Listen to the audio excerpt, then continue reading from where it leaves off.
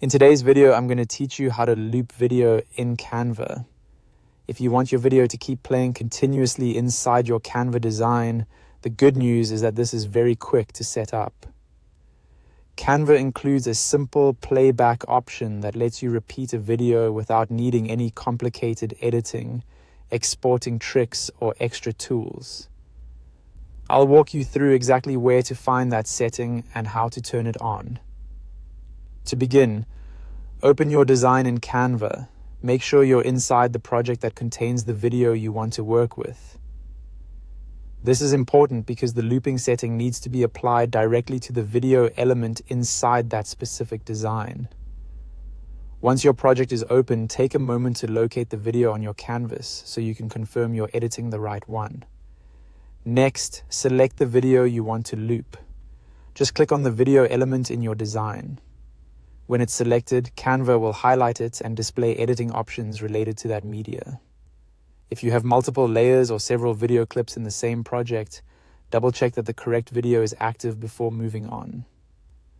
That way you won't accidentally change the playback settings for the wrong clip. After selecting the video, go to the top toolbar and click Edit. This opens the editing controls for the selected video and gives you access to more detailed settings beyond the basic options shown on the canvas. If you don't immediately notice the panel changing, just look toward the left side of the screen where Canva usually displays the edit controls.